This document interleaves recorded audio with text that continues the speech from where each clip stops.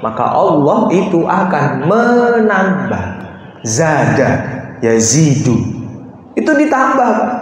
Bukan berarti setelah selesai masalah kemudian selesai tuntas. Bukan. Allah akan menguji lagi, tapi tingkatan dan levelnya itu lebih naik lagi. Habis diuji harta, wah lolos. Tambah lagi ujian keluarga, lolos lagi. Tambah lagi Pak, sampai kapan? Sampai Allah membersihkan betul hati kita.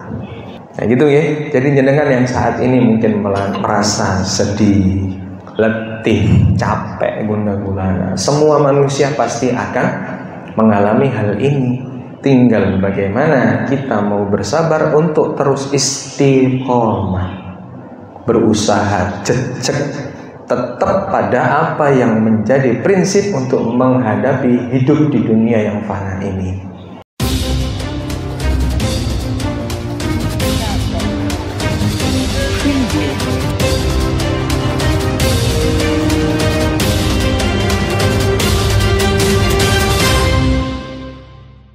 Bismillahirrahmanirrahim. Assalamualaikum warahmatullahi wabarakatuh. Alhamdulillah, insyaallah hari ini kita masih tetap di bab sabar. Karena Imam Nawawi itu menulis dalam bab sabar adalah bab yang paling panjang dan hadisnya paling banyak. Mengapa? Karena sabar ini kita lakukan dalam kehidupan sehari-hari. Harus terus kita diperingatkan sama Allah, wa tawassaw bil haqqi wa tawassaw bis sabr. Kita senantiasa menasihati dalam kebenaran. Kita senantiasa menasihati dalam kesabaran. Kenapa? Karena terkadang hati kita ini belum bisa menerima yang namanya kebenaran. Maka untuk menerima kebenaran itu perlu ada namanya kesabaran. Qulil haqqa walau kana murran. Katakan walaupun itu pahit. Sampaikan kebenaran walaupun itu baik. Karena yang baik itu belum tentu benar.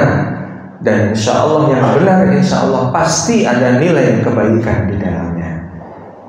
Nah, terkadang kita mencintai sesuatu, asa an tuhibbu syai'an wa huwa kurhun lakum, wa asa an takrahu syai'an fa huwa khairun lakum. Terkadang kita itu menyukai sesuatu, menginginkan sesuatu. Kita anggap bahwa yang kita inginkan itu terbaik bagi kita, tapi belum tentu menurut Allah itu baik. Maka dijawablah itu lewat doa-doa pengkabulan kita, pengkabulan doa-doa yang kita panjatkan itu. Terkadang apa yang kita benci ternyata menurut Allah itu baik. Ini firman Allah yang menyampaikan kepada kita. Maka kuncinya adalah kesabaran untuk menerima segala macam takdir yang Allah berikan kepada kita. Nah, hari ini di 5 hadis yang insya Allah akan saya sampaikan, semuanya mendorong kita, memotivasi kita untuk bisa terus mengedepankan kata sabar di dalam hati kita untuk menghadapi ujian-ujian, baik itu yang kita senangi maupun yang tidak kita senangi. Bismillahirrahmanirrahim. Kita mulai dari hadis yang pertama, yaitu hadis bab sabar nomor 12. Wa an Abdurrahman Abdullah ibn Mas'ud radhiyallahu anhu qala, dari Abi Abdurrahman Abdullah ibn Mas'ud radhiyallahu anhu berkata, ka'anni anzuru ila Rasulillah sallallahu alaihi wasallam yahki nabiyyan minal anbiya salawatullahi wa salamuhu alaihim darabahu qaumuhu fa'adamahu wa huwa yamsahu ad-dama 'an wajhihi yaqulu Allahumma ighfir liqaumi fa innahum la ya'lamun. Hadis muttafaqun alaih atau yang diriwayatkan oleh Bukhari dan Muslim. Ibnu Mas'ud dia berkata, ka'anni anzuru ila Rasulillah. Suatu ketika Ibnu Mas'ud ini berziarah ke rumah Rasulullah. Ka'anni anzuru ila Rasulillah sallallahu alaihi wasallam. Kemudian mendapati ketika itu Rasulullah itu bercerita, yahki Rasulullah yahki nabiyyan minal anbiya. Rasulullah menceritakan ada salah satu nabi dari beberapa nabi yang beliau jumpai. Salawatullahi wassalamu, semoga salawat dan salam terucap untuk beliau. Darabahu qaumuhu fa'admauhu. Jadi satu nabi yang yang diceritakan oleh Rasulullah itu dipukul, dihantam oleh umatnya, darabahu qaumuhu, oleh kaumnya, fa'admauhu, sampai bercucuran darah. Nah, jadi mukanya itu bercucuran darah.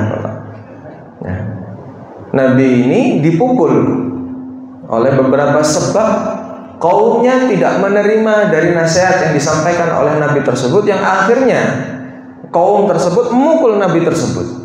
Wa huwa yamsahu dama an wajhihi. Kemudian Nabi tersebut mengusap darah yang keluar dari mukanya itu seraya dan sambil berkata, yaqulu Allahumma ighfir liqaumi fa innahum la ya'lamun. Ya Allah, maafkan liqaumi, umatku, fa innahum la ya'lamun. Sesungguhnya mereka itu adalah golongan orang-orang yang tidak mengetahui. Maka kita ambil pelajaran di sini bahwa seorang nabi itu ujiannya sangat luar biasa. Bahkan bisa jadi 2 kali lipat daripada kita manusia biasa. Nabi ini dipukul bahkan sampai keluar darahnya. Kalau kita mungkin Pak, kalau darah yang keluar misalkan dari tangan atau dari tubuh mungkin masih bisa dimaafkan. Tapi ini muka, bahkan darahnya bercucuran dan diusap oleh Nabi tersebut. Kemudian Nabi tersebut berdoa kepada Allah. Kalau kita Pak, tangan saja itu misuhe wis gak karuan. Itu nih, kalimat yang terucap itu sangat banyak sekali dari berbagai macam jenis hewan. Nonton ya. Nah, tapi kita lihat uswah daripada yang diberikan oleh Nabi tersebut. Nabi tersebut sambil mengusap darah itu, kemudian beliau mendoakan kaumnya yang menyakiti dirinya dengan doa, Allahumma ighfir liqaumi fa innahum la ya'lamun. Ya Allah, ampunilah dosa umatku, fa innahum la ya'lamun. Sesungguhnya mereka enggak tahu ya Allah. Kalaulah dia mau mendoakan keburukan untuk si pelaku, bisa saja. Sebagaimana contoh Rasulullah ketika dalam peperangan beliau berdarah, seandainya darah itu menyentuh tanah, maka malaikat mengatakan, berdoalah kepada Allah wahai Muhammad, maka aku akan luluhlantahkan negara umat tersebut. Tapi apa yang disampaikan Rasulullah? Fa innahum la ya'lamun. Nah, ini contoh luar biasa. Hadza ghayatun ma yakunu minas sabr. Nah, inilah tujuan utama, arah utama daripada sabar itu tadi. Li'anna al-insan law daraba 'ala syai'in minad dunya listishatil ghadaban. Hakikatnya fitrah manusia kalau seandainya dipukul saja itu pasti akan menimbulkan yang namanya kemarahan. Ini fitrah daripada manusia. Kalau kita kembalikan ke hadis kemarin, an-sabru fi sodamatil ula. Jadi kesabaran itu ketika hantaman pertama kali. Apakah mungkin bisa kita sebagai manusia biasa ketika dapat pukulan hantaman pertama disakiti oleh orang kemudian kita sabar? Hakikatnya insya Allah bisa, tapi perlu latihan yang keras. Tapi ini bagaimana sahabat, jangan wangsul nanti pulang ke rumah, nih coba pukul ayahnya, aku tak coba sabar. Nah, tidak bisa seperti itu. Karena apa? Ini kejadian peristiwa merupakan takdir yang tidak disukai. Jadi seakan-akan waktu terjadi tidak dikondisikan. Nah, tapi Allah memerintahkan untuk mengkondisikan hati kita untuk senantiasa bersabar. Nah, ini adalah goyah atau tujuan utama daripada Rasulullah menceritakan ini kepada sahabat-sahabatnya ketika itu. Wattaqama mimman darabahu. Kemudian pasti ada dendam.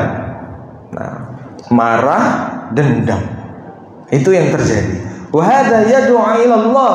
Nah, kita melihat Nabi ini bukan dendam, melainkan dia berdoa kepada Allah untuk memaafkan orang yang memukulnya. Kira-kira kalau kita mungkin bagaimana? Nah, pasti pengen balas. Itu pasti. Jangankan dipukul nih. Sekarang itu sosmed luar biasa. jenengan diilokne, rasa pengen ngilokne balik itu loh tinggi sekali. Kan gitu nih. Orang sekarang bukan sakit fisik, tapi terkadang sakit hati dan sakit pikiran. Kenapa? Karena netizen yang maha benar dengan segala omongannya itu sangat mudah sekali mencerca, menghina, apalagi Pak, kadang memuji. Nah, karena kita ini levelnya masih ketika dipuji masih terlalu tinggi ekspektasinya. Nah, ketika direndahkan merasa terendahkan sekali. Kita belum ada di level yang ketika kita dipuji biasa saja, ketika kita dihina juga biasa saja. Belum sampai ke arah sana. Tapi insya Allah kita sudah memulai itu dalam doa-doa yang kita panjatkan di setiap sholat kita. Allahumma afrigh alaina sabran. Ya Allah, lapangkan hati ini untuk selalu bersabar dalam menghadapi segala sesuatu. Nah, kemudian wala yattakhidhu ala da'watihi ajran. Nah, kemudian karena Nabi tersebut juga berdakwah kepada Allah, ma'ahada yadribuna hatta yadmu wajhahu wa huwa yamsahu dam an wajhi yaqulu Allahumma ighfir liqaumi fa innahum la ya'lamun. Ya, kisah dari hadis ini menjadikan kita sebuah contoh ketika kita menghadapi segala macam musibah. Namanya musibah itu selalu tidak mengenakan Pak dalam diri kita. Entah itu wujudnya nyata atau dalam hati yang kita rasakan. Nah, ini contoh daripada apa yang dilakukan oleh Nabi. Besok Pak kalau menemukan yang seperti ini Pak, nah, ingat doa ini. Allahumma ighfir lahu fa innahum la ya'lamun. Kalau doanya begitu, kita nggak punya kaum Pak. Kita punya banyak saudara, banyak musuh. Siapa tahu mungkin yang menyerang kita juga dari saudara kerabat dekat kita, saudara kita sendiri, tetangga kita sendiri.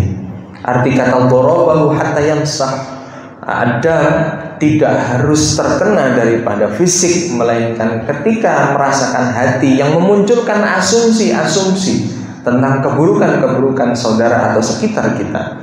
Maka doa yang kita panjatkan adalah Allahumma ighfir lahu fa innahu la ya'lamun. Nah, gitu nggih. Saged nggih Bapak Ibu nggih. Insyaallah kita berusaha untuk senantiasa memunculkan kesabaran dalam diri kita. Wa an nasbiru ala ma yusibana mimma nasma'uhu aw yanqulu ilaina mimma yuqalu fina bisababi da'wati ila Allah. Ini dalam rangka kita mendekatkan diri kepada Allah, dalam rangka dakwah kepada Allah. Sama seperti masjid, ada takmir di situ.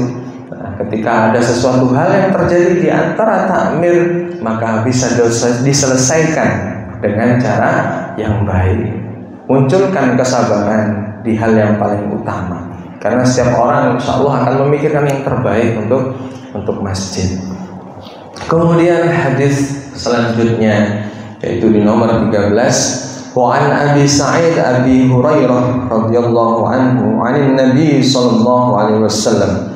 Dari Abi Sa'id Abi Hurairah radhiyallahu anhuma 'anil Nabi sallallahu alaihi wasallam qala yusibul muslima min nasabin wala wasabin wala hammin wala hazanin wala adan wala ghammin hatta syaukati yushaquha illa kaffarallahu biha min khatayahu. Muttafaqun alaih. Wal wasabu yakni al marad. Nah, dari Nabi sallallahu alaihi wasallam berkata, ma yusibul muslim, tidaklah suatu musibah yang menimpa seorang muslim min nasabin, yaitu dari keletihan, lelah, capek, wala wasabin, penyakit, sakit, wala hammin, gundah gulana, sedih, wala hazanin, kesedihan, wala adan atau gangguan dari orang, wala ghammin, dari kemurungan, hatta syaukati yushakuha, sampai pada duri yang melukainya, illa kaffarallahu biha min khotoyahu. Tidaklah semua itu terjadi kecuali sampai Allah itu mengampuni dosa-dosa daripada kita semuanya. Artinya bahwa setiap manusia itu tidak mungkin dalam kondisi yang senang terus Bapak. Gitu ya. Maka di situ kita pasti akan merasakan nasab, letih dalam beribadah itu pasti, capek dalam beribadah itu pasti, bosan dalam beribadah itu pasti, bosan dalam melakukan kebaikan itu pasti ada. Ya, kemudian juga wasabin, marad, sakit, entah itu sakit fisik ataupun sakit hati, pasti akan mengenai diri kita. Rasa sedih, gundah gulana, pasti akan datang dalam diri kita. Termasuk gangguan-gangguan orang-orang yang terbaik tadi. Bisa jadi suami kita lah yang mendatangkan gangguan itu, bisa jadi anak-anak kita lah yang menjadi gangguan itu, bisa jadi suami kita yang menjadi gangguan-gangguan itu pasti akan terjadi. Termasuk juga setelah kita diganggu pasti akan muncul yang namanya kemurungan.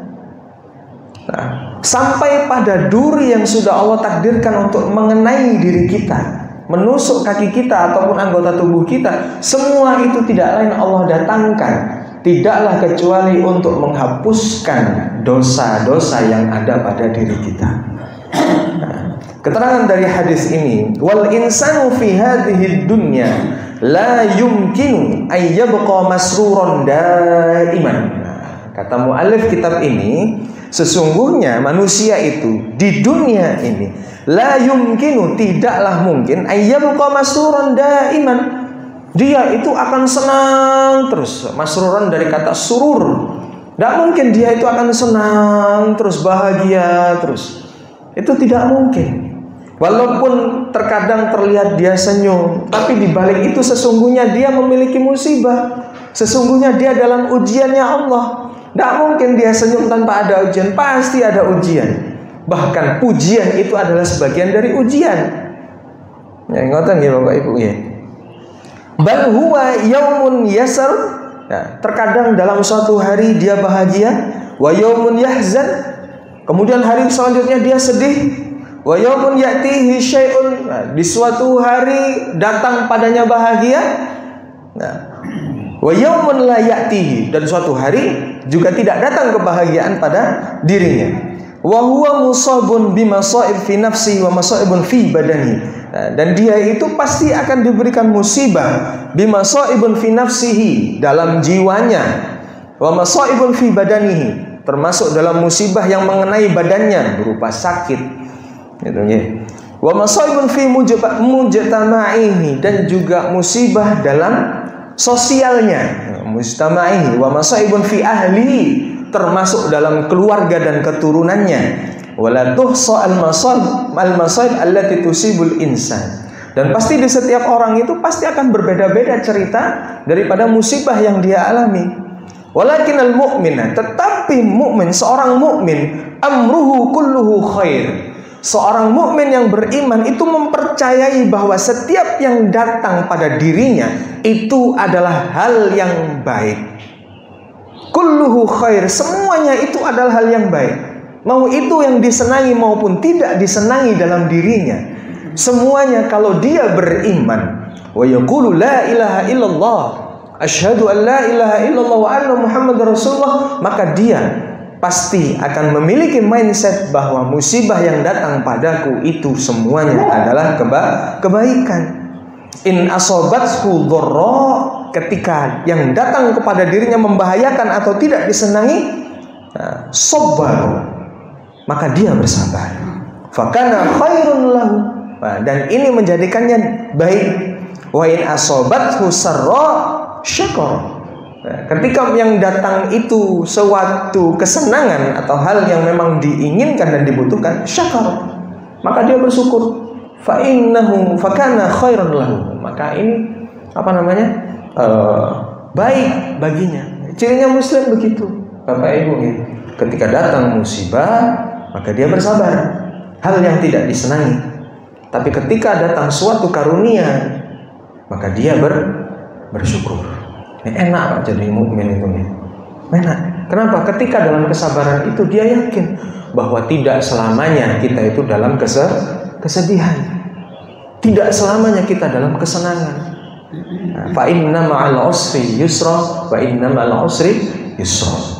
Kata-kata itu Pak, kalau kita balik, sesungguhnya di balik kesulitan itu ada kemudahan. Nah, kalau kata kiai kami itu, tapi ingat bahwa setelah kemudahan pasti datang kesulitan lagi. Dan ini akan terus berputar sampai kapan? Hattal mamat. Sampai maut itu menghampiri kita. Sampai maut menghampiri kita, tidak akan pernah berhenti. Padahal dalam hadis yang masyhur itu, man asyaddan nasi balaan qala al-anbiya. Siapa, kata Rasulullah itu, siapa yang asyadun nasi balaan, yang memiliki bala atau ujian yang paling besar? Qala al-anbiya. Siapa ya Rasulullah? Yaitu para nabi. Tsumma shalihun. Lalu yang kedua adalah orang-orang yang saleh. Jadi yang ujiannya paling besar itu, yang pertama itu golongan para nabi. Lalu yang kedua itu tsumma shalihun. Kedua adalah golongan orang-orang yang soleh. Jenengan merasa ujian paling banyak, berarti tandanya jenengan orang yang soleh. Yang merasa ujiannya saat ini, musibahnya tidak berhenti Pak. Ya, selalu ada, selesai satu muncul satu lagi. Tanamkan dalam diri kita, ini mungkin saya masuk golongan orang-orang yang soleh. Itu untuk menguatkan hati kita. Menguatkan hati kita. Ibu-ibu juga sama. Habis selesai musibah satu, datang musibah lagi. Anggaplah bahwa jenengan itu termasuk golongan orang-orang yang solihah. Baik kalau soleh laki-laki. Itu ya. Sumal amsal wal amsal. Kemudian baru yang lain. Yubtal rajulu ala qadri imani. Seseorang itu akan diuji sesuai kadar keimanannya. Yubtal rajulu ala qadri imani. In kana fi imanihi salabatun. Ketika imannya itu kokoh, salabatun, zida fi balaihi. Maka Allah itu akan menambah. Zada yazidu. Itu ditambah, Pak. Bukan berarti setelah selesai masalah kemudian selesai tuntas. Bukan. Allah akan menguji lagi, tapi tingkatan dan levelnya itu lebih naik lagi. Habis diuji harta, wah lolos. Tambah lagi ujian keluarga, lolos lagi. Tambah lagi, Pak. Sampai kapan? Sampai Allah membersihkan betul hati kita. Kata nggih. Nah, nanti ada hadis selanjutnya yang masih nyambung. Ini semua hadisnya masih nyambung, Pak. Nah, gitu ya. Jadi jenengan yang saat ini mungkin merasa sedih, letih, capek, gundah gulana. Semua manusia pasti akan mengalami hal ini. Tinggal bagaimana kita mau bersabar untuk terus istiqomah, berusaha cecek, tetap pada apa yang menjadi prinsip untuk menghadapi hidup di dunia yang fana ini. Kalau jenengan sukses, maka tadi kata Rasulullah, yaitu illa kafarallahu biha min khotoya. Setiap yang kita rasakan itu menjadi penggugur dosa. Maka jangan, sebaiknya kita memang harusnya bersyukur. Ya Allah, matur nuwun ya Allah. Jangan dirasani wong, Pak. Ibu nggih. Nah, biasanya kan banyak majelis ghibah bertebaran ya di perumahan itu. Nah, itu kan biasanya misalkan membicarakan kita. Jangan harusnya alhamdulillah. Kenapa? Karena dosa kita dikurangi secara cuma-cuma. Nah, orang yang membicarakan kita itu bertambah, tapi insya Allah di Sekardangan ini tidak ada. Itu nih, karena majelisnya majelis tahsin. Nanti ada majelis ibu-ibu itu pengajian itu, masya Allah, istiqomah sampai sekarang. Ya mudah-mudahan termasuk golongan orang-orang yang solih dan solihah. Nah, bapak-bapak juga ada pengajian yang rutin di setiap minggu 2 kali. Gitu. Itu termasuk salah satu cara kita untuk melatih kesabaran kita untuk terus kuat. Gitu ya Bapak ya.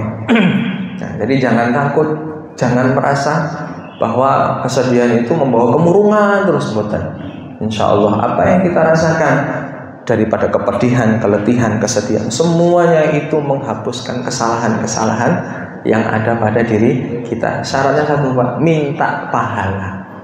Nah, yahtasibul ajro, yuhasabul ajro. Jadi minta pahala sama kesabaran itu. Ya Allah, hamba sudah sabar ya Allah, maka turunkan pahala. Dan apa yang hamba lakukan berupa kesabaran dari rasa-rasa yang hamba rasakan ini. Gitu nggih? Nah, kemudian masuk hadis yang ketiga. Wa ani bin Mas'ud radhiyallahu anhu qala dakhaltu 'ala an-nabi sallallahu alaihi wasallam wa huwa yu'ak.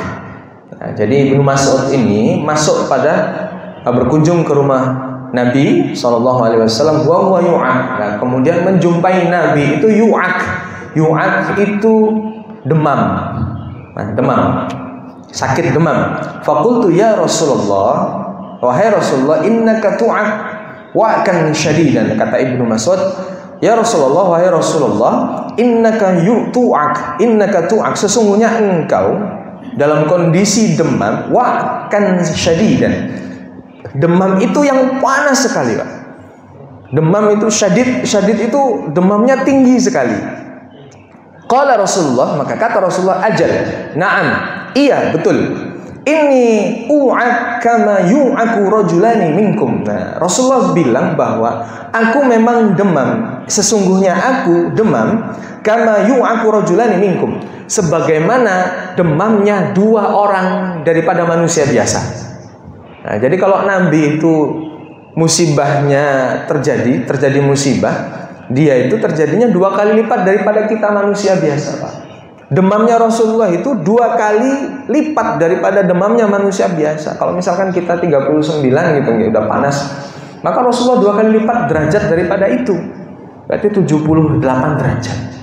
Nah, kalau kita manusia biasa ampun jebol. Tapi Rasulullah karena manusia yang istimewa, dan para nabi juga manusia istimewa, karena tugas yang diberikan oleh Allah juga berat, maka Allah juga menurunkan fasilitas-fasilitas itu. Allah sendiri langsung yang melindungi. Anak yang sudah kena kejang itu 38, 39 sudah kejang. Bayangkan Rasulullah di 70 derajat atau 60 derajat saja, itu rasanya sudah seperti apa. Tapi inilah para nabi, para rasul yang memang Allah sendiri langsung yang turun tangan ketika beliau-beliau ini menurunkan bala atau musibah. Nah, qultu dzalika anna laka ajraini. Nah, apakah yang demikian Rasulullah itu menandakan bahwa engkau juga akan mendapatkan pahala 2 kali lipat daripada manusia biasa? Maka kata Rasulullah, qala ajal, na'am, iya betul. Dzalika kadzalika min muslim yusibuhu ada. Sama sebagaimana seorang muslim yang terkena musibah, yusibu bihi ada syaukatun fama fauqaha illa kafarallahu biha sayyiatihi. Termasuk juga seorang muslim atau mukmin yang tertusuk duri ataupun yang di atasnya, illa kafarallahu biha sayyiatihi. Tidaklah kecuali itu semua, melainkan Allah itu yukaffir, menghapuskan kesalahan dan dosa-dosanya, wa huttat anhu dzunubuhu, dan gugur dosa-dosa yang dia miliki, kama tahuttu syajaratu waraqaha, sebagaimana ranting pohon yang jatuh dari pohonnya. Wah, dahsyat kan lagi? Dahsyatnya seorang muslim dan mukmin ketika dia mengimani apa musibah yang terjadi dalam dirinya. Satu, dia dapat pahala, lalu yang kedua Allah turunkan pahala, hapuskan dosa-dosanya, sebagaimana ranting pohon atau daun-daun yang jatuh dari pohonnya. Kurang luar biasanya Allah sama kita itu apa? Allah itu menginginkan kita itu kembali pada makhluk asli kita, yaitu di surga, makhluk surga. Maka Allah ampuni itu semua. Mungkin di antara istighfar yang kita ucapkan, Bapak Ibu, masih belum cukup untuk menghapuskan dosa-dosa kita. Maka Allah turunkan yang namanya bala. Bala itu kan musibah yang tidak kita senangi. Untuk apa? Tidak lain itu untuk menghapuskan dosa-dosa kita. Bisa jadi dengan istighfar yang kita baca, karena hanya mungkin mengejar kuantitasnya, jumlahnya, istighfar 1000 kali. Tapi hati kita itu tidak ada rasa untuk meminta maaf. Jadi hanya banyak istighfar, astagfirullah. Tapi di hatinya itu belum ada frekuensi gitu. Ketika membaca istighfar itu, kemudian hati kita itu betul-betul minta maaf sama Allah. Nah, karena yang kita kejar kuantitasnya. Oh, nanti misalkan punya utang, dapat amalan, baca istighfar 1000 kali. Dalam hatinya, dalam pikirannya, siapa tahu 1000 kali ini bisa mengembalikan uangnya. Nah, ini juga kurang tepat. Gitu nih. Karena hakikatnya musibah yang pertama kali terjadi dalam diri kita, Pak. Itu ngopo? Yang pertama kita ridho dulu sama Allah. Kalau kita nggak ridho, maka kita akan menuntut mengembalikan apa yang hilang dalam diri kita. Ini yang terjadi sama saya dulu begini. Salahnya kami seperti itu. Hilang uang, ditipu sama orang sekian ratus juta. Yang saya minta sama Allah di setiap sholat tahajud sama doa, bisa Pak sholat tahajud Pak sampai 12 rakaat gitu. Mantan santri kan gitu ya. Duhane banter, tahajudnya banter. Tapi doanya cuma satu, ya Allah kembalikan, ya Allah kembalikan. Allahumma cair, Allahumma cair, Allahumma cair. Enggak cair-cair Pak. Enggak cair. Sampai saya itu akhirnya putus asa dan kecewa sama Allah di tahun 2019 sampai 2020. Saya kecewa betul sama Allah. Tapi akhirnya sholat saat karepku dhewe Pak. Sholat terserah saya, dan di tempat maksudnya tidak di awal waktu, sholat masih sholat. Intinya ada kekecewaan sama Allah, dan inilah yang termasuk dalam syirkul akbar, dosa besar saya ketika itu. Tapi alhamdulillahnya Allah itu masih sayang sama saya. Ditemukan dengan seorang guru, habis itu bilang bahwa mulai sekarang kita ini sudah babak belur, habis sudah. Bukan minus lagi, bukan nol Pak, tapi kan minus karena tidak punya uang 350 juta ini, tidak punya. Ya, bukan dikembalikan nol, tapi ya nol minus kan gitu, nol minus 350 juta. Lalu kemudian saya mendapatkan omongan, ya Allah, kalau nggak salah pas salat duhur, kalau nggak salah itu, ya Allah, mulai sekarang ya Allah, hamba wakafkan. Saya ini sudah tidak punya apa-apa, sudah tidak punya apa lagi yang mau diberikan, sudah tidak ada. Kondisi istri lagi hamil 8 bulan ketika itu. Kemudian saya ngomong sama Allah dalam sujud terakhir saya ini, ya Allah, beri yang terbaik. Hamba wakafkan ilmu hamba, tangan hamba, kaki hamba, badan hamba, terserah ya Allah mau diarahkan kemana. Sudah begitu Pak. Prosesnya selama 1 tahun begitu. Nah, sabar. Saya temui orang-orang yang baik, saya tanya. Sampai takmir saya yang di sana itu bilang, Mas Ilman, saya itu ngimpi jenengan katanya. Loh, ngimpi apa Pak? Jenengan itu punya cahaya yang besar sekali katanya, besar sekali. Tapi itu jauh sekali katanya begitu, masih jauh sekali. Tapi ketika jenengan menuju ke sana itu banyak cahaya-cahaya kecil, cahaya kecil. Itu yang saya anggap sebagai hiburan untuk menuju cahaya yang besar itu tadi Pak. Anak saya lahir dalam kondisi sehat. Jangan kau lihat dia lari-lari di sini. Dia lahir usia 1 tahun, 2 tahun belum bisa bicara. Karena apa? Karena ibunya ketika hamil, musibah itu datang. Saya ngeliat istri saya ketika tahajud itu gelundung-gelundung gitu. Tapi luar biasanya karunia Allah. Allah tidak melepaskan hambanya yang baik. Gitu nih. Sampai sekarang saya bisa berjumpa dengan jenengan, berbagi cerita dengan jenengan, berbagi ilmu dengan jenengan. Ini salah satu wujud perjalanan yang Allah itu tidak akan rela gitu loh melihat umatnya atau hambanya itu yang sengsara. Sebagaimana Nabi Ibrahim yang sering saya ceritakan. Nabi Ibrahim tidak punya anak sampai 100 tahun. Beliau kurang loyal apa sama Gusti Allah kan gitu ya. Akhirnya Allah kabulkan. Dalam pengkabulan itu tiba-tiba disuruh nyembelih anaknya, disuruh nyembelih Ismail. Namanya seorang laki-laki, ibu, terutama ibu, laki-laki itu kalau sudah menerima satu amanat besar, mikirnya itu banter Bu. Mau ngomong itu angel. Ibrahim itu sampai dikejar sama Siti Hajar ketika meninggalkan Siti Hajar sama Ismail. Wahai Ismail, wahai Ibrahim, kamu mau kemana? Meninggalkan kami berdua di sini. Nabi Ibrahim nggak bisa jawab. Terus saja jalan Nabi, sampai dikejar sama Ibunda Siti Hajar. Dan akhirnya kemudian ketemu, disamperin sudah dekat. Bunda Siti Hajar tahu bahwa Nabi Ibrahim ini tidak bisa ngomong kalau sudah menerima perintah Allah. Akhirnya ditanya, apakah ini perintah Allah? Ibunda Siti Hajar bertanya gitu kepada Nabi Ibrahim. Akhirnya disitulah Nabi Ibrahim noleh. Nah, ini perintahnya Gusti Allah. Oh alah ya wis. Dan luar biasanya lagi Bunda Siti Hajar menerima sudah, ikhlas. Oh ya sudah, kalau memang ini perintah Allah ya kami laksanakan. Itu. Lihat perjuangan antara dua pasang sejoli ini Pak. Ini ketika dapat musibah itu begitu. Ini yang kami tiru. Yang kami tiru selain itu apa? Lihat Ibunda Siti Hajar ditinggal di tengah padang pasir, tidak ada air, tidak ada hujan. Nah, apa yang dilakukan? Yaitu sa'i, lari kecil-kecil. Lari kecil-kecil dari sofa ke marwah, kadang jalan dan sebagainya. Lihat apa yang diberikan oleh Allah karunia itu, yaitu berupa munculnya air Zam-Zam. Makanya itu adalah tafsir dari wa may yattaqillaha yaj'al lahu makhrajan wa yarzuquhu min haitsu la yahtasib.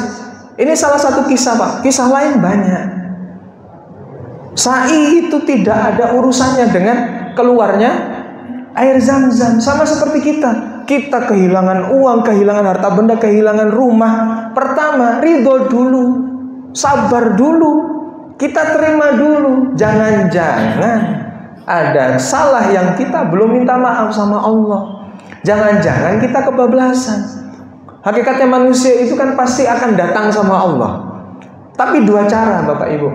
Yang pertama, dia datang dengan sukarela. Ya, dia memaksa diri dia untuk mendekatkan diri sama Allah, meningkatkan ibadahnya, meningkatkan amaliyahnya. Nah, yang kedua ini, Pak, yang sering terjadi sama kita, apa? Nunggu diseret dulu sama Allah. Nah, diseret itu maksudnya apa, Pak? Dikasih musibah, baru datang sama Allah. Saya masuk yang kedua ini mungkin, Pak. Gak mungkin. Kalau nomor pertama terlalu soleh mungkin. Ya, masuk nomor dua ini. Tapi kita sadar bahwa ternyata ya Allah, saya datang ke Engkau itu harus diseret dulu. Nah, itu yang terjadi dalam diri kita. Nah, itu hadis yang ketiga. Nah, kemudian hadis yang keempat, nah, nyambung, Pak, dari yang tadi. Wa an Abi Hurairah radhiyallahu anhu qala Rasulullah sallallahu alaihi wasallam may yuridillahu bihi khairan yusib minhu, rawahu Bukhari. Nah, wa may yuridillahu bihi khairan, barang siapa yang diinginkan Allah kebaikan, yusib minhu, maka Allah akan menurunkanmu musibah. Ini Allah, Pak, yang bilang, Pak. Rasulullah juga yang menyampaikan bahwa kalau Allah pengen kita baik, ya, membersihkan semuanya, maka Allah menurunkan musibah. Musibah di sini, Pak, maksudnya itu adalah untuk membersihkan. Siapa tahu tadi dari istighfar tadi itu belum bersih, maka Allah turunkan musibah-musibah untuk mengikis dosa-dosa kita. Siapa tahu dengan itu kita anggap itu yang terbaik, musibah-musibah itu Allah hapuskan dosa-dosa kita, kemudian kita kembali Allah itu dalam kondisi yang bersih, suci. Harapannya begitu. Ini Allah yang pengen, Pak, bukan kita. Nah, setelah diberikan musibah, ada hadis yang lain. Man yuridillahu bi khairan yufaqihu fid-din. Nah, barang siapa yang Allah inginkan kebaikan, maka Allah akan memberikan pendalaman ilmu agama pada dirinya. Dari musibah itu kemudian dia belajar. Dari pembelajaran itu dia menemukan hakikat daripada agama, keimanan, ketakwaan, ihsan yang ada pada diri kita. Maka itulah yang menjadi kafarat atau pengikisan, pengampunan daripada kesalahan dan dosa-dosa kita. Termasuk penyakit demam, Pak. Penyakit itu salah satu cara Allah menggugurkan dosa kita.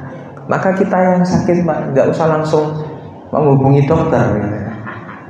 Kalau sakit, maka yang pertama kita harus lakukan yaitu berdoa kepada Allah, minta bahwa satu, ya Allah, jadikan penyakit ini sebagai penggugur dosa. Itu yang pertama, Pak.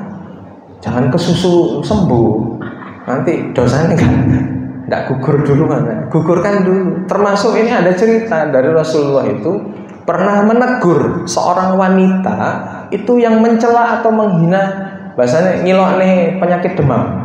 Gitu.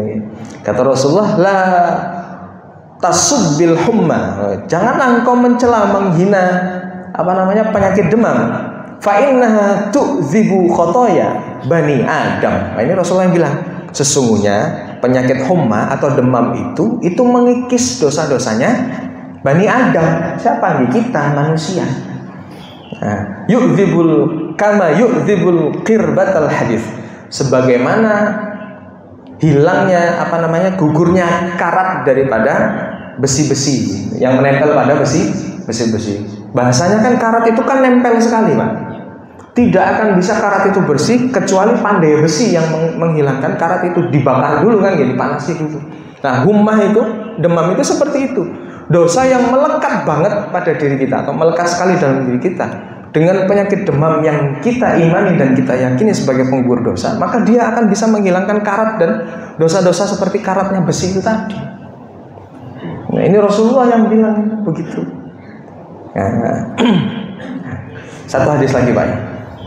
Satu hadis lagi dari Anas radhiyallahu anhu qala Rasulullah sallallahu alaihi wasallam la yatamannayanna ahadukumul mauta lidurri asabahu fa in kana la budda fa'ilan falyaqul Allahumma ahyini ma kanatil hayatu khairan li wa tawaffani idza kanatil wafatu khairun li, muttafaqun alaih. Nah, di sini Anas radhiyallahu an berkata bahwa Rasulullah itu pernah menyampaikan la yatamannayanna, janganlah sekali-kali orang yang sakit itu berkhayal ahadukumul maut, untuk ingin segera mati, lidurri asabahu. Jadi ada seorang sahabat itu yang sakit keras ketika itu, dan dia itu yakin bahwa seakan-akan maut itu sudah dekat. Intinya apa nih? Sudah putus asa, Pak. Misalkan sudah diputuskan bahwa kanker stadium 4 gitu. Nah, besok ini mati. Nah, dokter aja bisa meramal, Pak. Oh, ini nggak lama ini, besok mati, hebat sekali gitu, melebihi takdirnya Allah Subhanahu wa taala gitu. Ya. Nah, di sini tidak boleh, kata Rasulullah. Janganlah sekali-kali orang yang sedang ditimpa suatu sakit, dia itu menyerah, kemudian sudah berkhayal dalam diri, ini sepertinya sudah tidak lama lagi aku mati. Dan itu disampaikan, ini aku nggak lama lagi mati, sudah putus asa, tidak ada semangat lagi untuk hidup. Nah, kemudian kata Rasulullah, fa in kana la budda fa'ilan falyaqulna. Kalau memang sudah begitu, tidak bisa ditawar lagi, misalkan keyakinan itu sudah kuat, maka Rasulullah meminta untuk membaca doa, yaitu Allahumma ahyini ma kanatil hayatu khairan li wa tawaffani idza kanatil wafatu khairun li. Ya Allah, hidupkan aku dari sakit ini, misalkan aku sembuh, hidupkan aku, maka natil hayatu khairun li, kalau memang hidupku setelah ini itu baik untukku.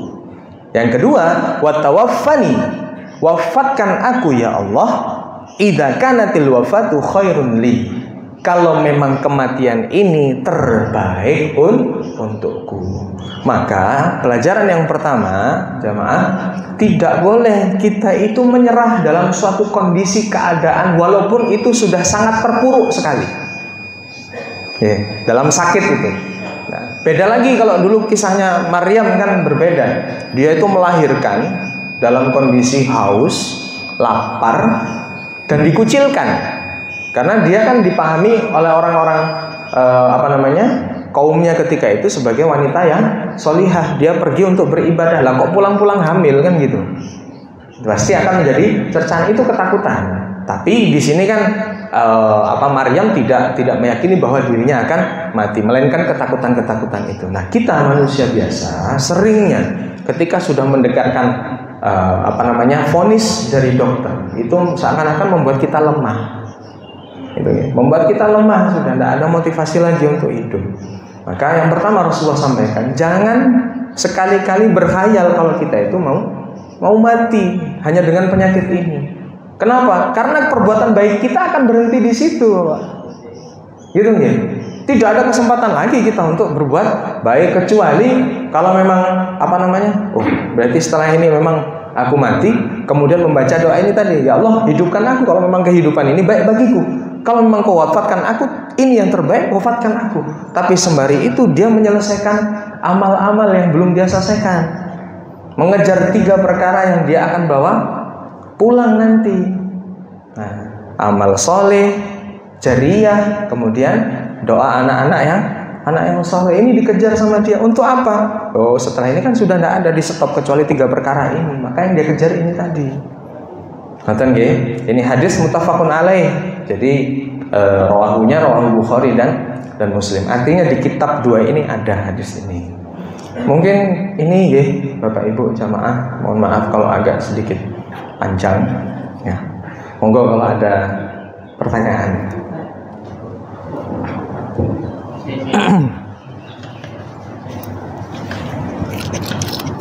Bismillahirrahmanirrahim. Assalamualaikum warahmatullahi wabarakatuh. Waalaikumsalam. Sabar memang kelihatannya mudah diucapkan, tapi dalam prakteknya sangat susah.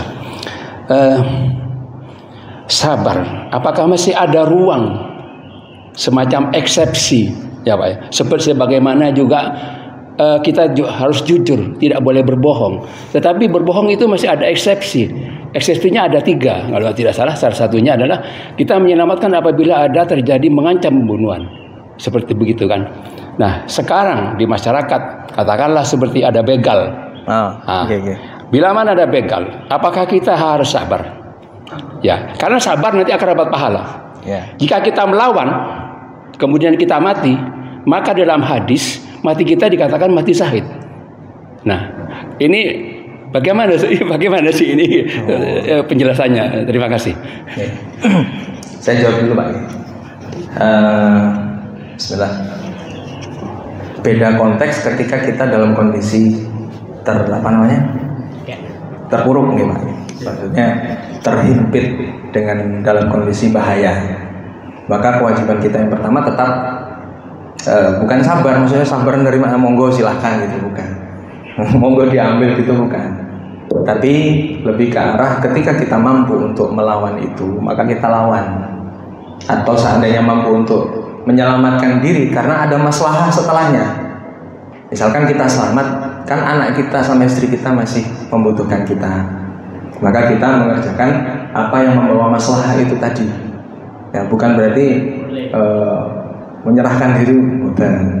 Nah, ini kan konteksnya sabar di situ. Sabar aktif ini Pak, maksudnya sabar aktif. Itu. Nah, kalau misalnya kita menyerahkan, kasihan yang di rumah gitu. Ini yang selalu saya pikirkan kalau misalkan ada cerita begal dan sebagainya. Mau sekarang begal itu misalkan ya kita yang menang gitu, kemudian yang mati begalnya, hukum kita malah nyalahkan yang korban kan gitu. Nah, justru kita melawan, menyalahkan harta. Betul. Karena itu diperintahkan dan ada perintah hadis. Betul. Jadi nggak boleh sabar menyerah nggak boleh Pak. Tapi sabarnya sabar aktif. Itu ya, untuk membela diri itu boleh, sangat boleh sekali gitu kan. Nah, kalau masalah ruang, sabar itu sebenarnya sabar yang utuh gitu kan. Manusia itu sabar ada batasnya, tandanya nggak sabar Pak. Hakikatnya sabar ya sudah, sabar sampai apapun yang terjadi dalam diri kita. Ada 2 pandangan, ada yang satu memahami bahwa ketika ujian itu datang, kemudian kita sabar dengan sengaja dan meminta ajar atau pahala dari kesabaran itu, maka Allah akan turunkan pahala itu. Tapi ada yang sabarnya dipaksa, mau nggak mau ya harus sabar. Ada yang begitu. Nah, bedanya kan yang pertama itu lebih aktif gitu. Nah, yang kedua kan ya sudah hanya sabar untuk menerima. Gitulah, kita tingkatan nomor 1, nomor 2 gitu. Insya Allah. Gitu nggih. Sampun? Monggo Pak Khairul. Pertanyaan pertama sudah sama dengan Pak Hakim. Ini pertanyaan yang kedua. Kemarin saya baca suatu kisah. Ibu melahirkan anak kembar. Satu divonis sudah meninggal dunia sama dokter, satunya. Tapi ibu tidak menyerah, memohon kepada Allah.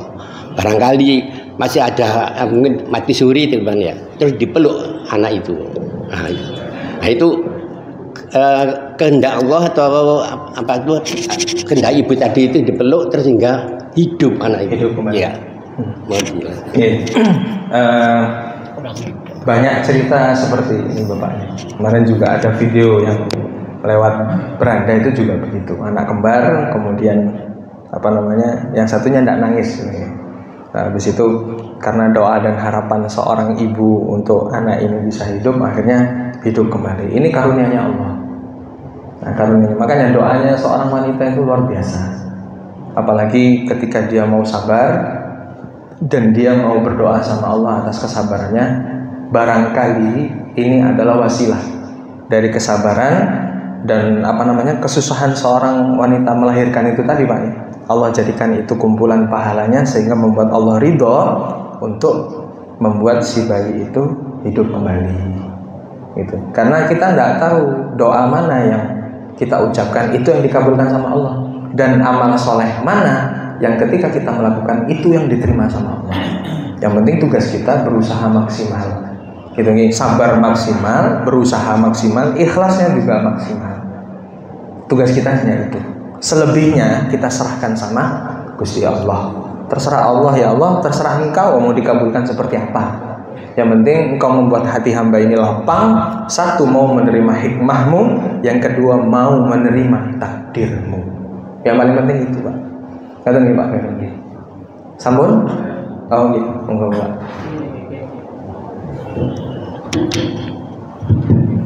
Bismillahirrahmanirrahim.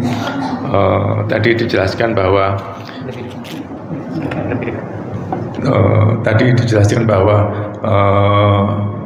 bila kita menerima ujian, bila Allah memberikan ujian, musibah, dan jika kita ridho menerimanya, maka Allah akan menghapuskan dosa-dosa kita. Tapi di sisi yang lain, tiap hari itu kita selalu berdoa supaya terhindar dari musibah atau selalu diberikan kesehatan. Bagaimana hal ini? Itu fitrahnya manusia, Pak. Gak pengen kena musibah yang berat-berat. Tapi ada keyakinan bahwa Allah itu akan memberikan ujian itu sesuai dengan kemampuan hambanya. Nah, la yukallifullahu nafsan illa wus'aha, la yubtala bi iman, kecuali sesuai dengan kadar imannya, begitu bahasanya ya. Jadi wajar ketika manusia, ya Allah jangan berikan hamba musibah yang melebihi batas kekuatan hamba, itu wajar. Nah, sabar itu adalah sebagai pendamping ketika kita merasa bahwa ujian itu melebihi kadar. Kan kita yang merasa, Pak, bukan Allah. Kalau Allah ngasih itu sudah pasti sesuai kadarnya. Misalkan kehilangan uang di sekolah gitu, anak-anak paling hilangnya ya 50, 20, 30 gitu. Nah, bedanya sama kita ya sama 20, 30, mungkin juta, mungkin miliar, kan begitu nggih. Sama hilangnya, Pak, cuman nominalnya yang berbeda. Gitu nggih. Tapi terkadang kita ini juga punya rasa akuisisi sama karunia Allah itu. Ya, misalkan jenengan gini, bawa motor toh, ada yang bawa motor. Motor jenengan hilang. Jenengan sedih nggak mboten? Sedih kan? Pasti secara pribadi kita sedih. Coba kalau motornya orang hilang, Pak, sedih nggak? Paling hanya empati, kan gitu. Nah, sama seperti kita barang kita ini sebenarnya semuanya haknya hak Allah. Semuanya terjadi karena fadilah dari Allah. Kita bisa datang ke tempat ini ya semua atas izin Allah. Kalau Allah nggak izinkan, Allah sakitkan kita, nggak mampu kita kesini. Allah izinkan kita untuk kaya. Maka tugas kita yang kelebihan harta, menyampaikan harta itu kepada mereka yang membutuhkan. Ada maksud di balik itu. Nah, kemarin pernah saya sampaikan, meningkatkan ketakwaan kan ada dua. Satu al-ibadah ar-rabbaniyah, yang kedua al-ibadah al-istimaiyah. Jangan pengen meningkatkan takwa, ada dua. Tingkatkan ke Allah, juga tingkatkan kepada sosial. Nah, barangkali ada yang nyandet, Pak, di situ. Kita anggap bahwa musibah besar. Bisa jadi musibah itu terjadi karena masih ada orang yang belum ridho sama kita. Mungkin ke Allahnya sudah tahajud, sudah duha ada. Tapi siapa tahu tetangga kita, anak kita, istri kita, suami kita itu belum ridho sama kita. Maka salah satu caranya itu tadi, meningkatkan al-ibadah al-istimaiyah. Ibadah istimaiyahnya, ibadah sosialnya juga kita selesaikan, kita tuntaskan. Siapa yang belum ridho sama saya? Jangan-jangan masih ada yang merasa terzalimi dengan kita. Kita boleh yakin, tapi namanya manusia, makhluk sosial, itu punya rasanya beda-beda. Maka tugas kita, salah satu ciri orang bertakwa kan wal 'afina 'anil nas, memaafkan, saling memaafkan. Wal kadhiminal ghaidh, kadhimah itu kan apa itu? Termos, sifatnya menahan. Ya, menahan amarah, tidak boleh ceplas-ceplos. Karena apa? Hati manusia pasti berbeda-beda cara menerimanya. Siapa tahu orang-orang terzalimi dari kata-kata kita, ucapan kita. Naudzubillahi min dzalik. Jangan sampai, karena apa? Ini yang menghambat pahala, rezeki, keberkahan itu turun sama diri kita. Ngoten Pak nih. Ya, mudah-mudahan hati kita itu lapang semuanya. Mau musibah apapun ya Allah kami terima, yang penting Engkau ridho. Jawabannya begitu Pak. Yang penting Engkau ridho ya Allah, terserah Engkau. Nanti jenengan rasakan Pak, ada ketenangan, ada kebahagiaan dalam hati. Sholat itu rasanya nyaman gitu. Doa itu rasanya nyaman. Nanti keberkahan datang sendiri dalam diri kita. Ada lagi? Cekap ya. Mari kita tutup kajian kita pada pagi hari ini dengan bersama baca kafaratul majlis. Subhanakallahumma wa bihamdika asyhadu an la ilaha illa anta astaghfiruka wa atubu ilaik. Terima kasih, mohon maaf atas segala salah ucap. Assalamualaikum warahmatullahi wabarakatuh.